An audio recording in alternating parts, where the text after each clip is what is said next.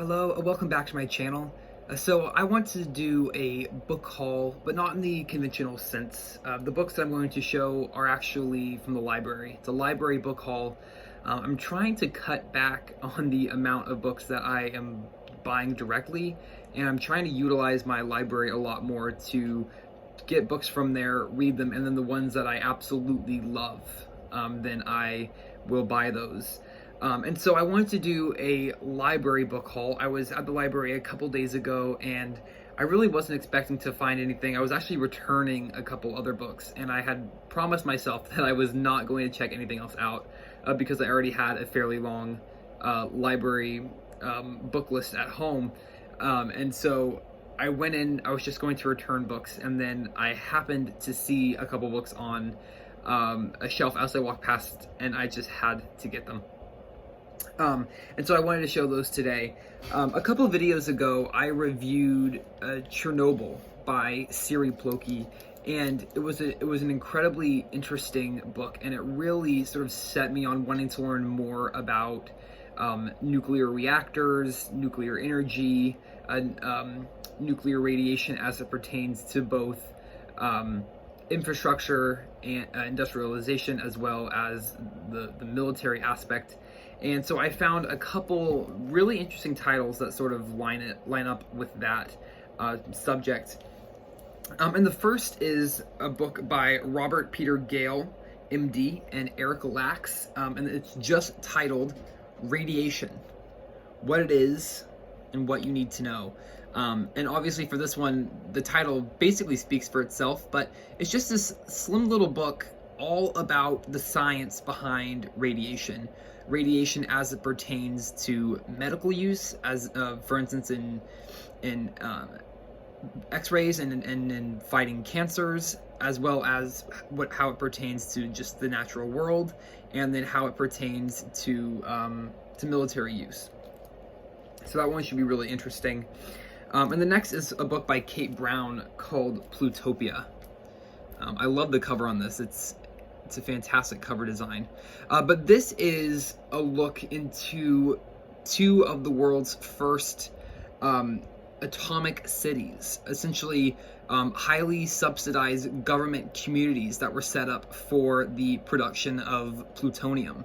And so this takes place in both Richland, Washington, and Orsk, Russia, the two cities, the two first cities in the world that were these atomic cities and produced plutonium, and then the disasters that occurred there, and sort of the cover-ups and the advancements that took place there. So I'm really interested in getting to this one.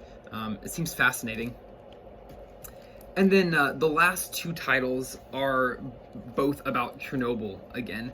I really enjoyed the Chernobyl account by Siri Plotopia, but I wanted some more information, and so I found two other books.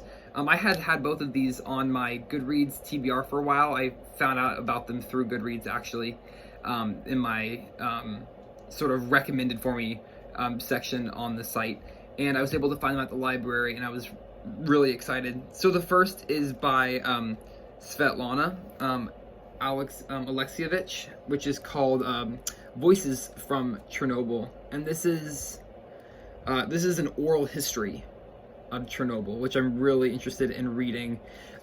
It's just a bunch of interviews conducted with different witnesses and different members of the crew, both of the medical and firefighting crews, as well as members of the actual team that worked and built on the reactor unit 4, which is the one that malfunctioned at the Chernobyl nuclear energy plant. And so I'm really interested to get to this one, just to get that really human side of the story. Chernobyl by Siri Plotopia did do a good job of delivering on the human interest side, but it was still very technical. It was very much focused on the political ramifications of the event, whereas this deals directly with the people that it affected, and in how and in what ways it directly affected them. So I'm excited for this one. And then last but not least is Adam Higginbottom's book, Midnight at Chernobyl. And this is another one sort of similar, it sounds like from what I've read, similar to Siri Plokey's Chernobyl, which is more of a political look at Chernobyl, how it affected the Soviet Union, how it affected the Soviet Union's international relations, sort of how it pertained to science, how it pertained to sort of their international and global reputation. And so I'm really looking forward to this one, just to get another perspective of the event. One of my favorite things to do is to read about the same event multiple times, try to get it from authors of different backgrounds, authors with different priorities in their messaging that they are trying to write about, to be able to get a more well-rounded look at a singular event, sort of trying to see it from however many angles it's possible to see it from. And so I'm really excited for this one as well. It's a lot more detailed, obviously, than the oral account will be. This is stories, and this is much more of a fact by fact account. And I'm really excited for both of these, and I'm sure that I will be talking about them more again in the future, especially if I really love them. I guess if they don't fly for me and I don't enjoy them, I may not mention them again. But hopefully they are all really interesting reads and will deserve a video of their own.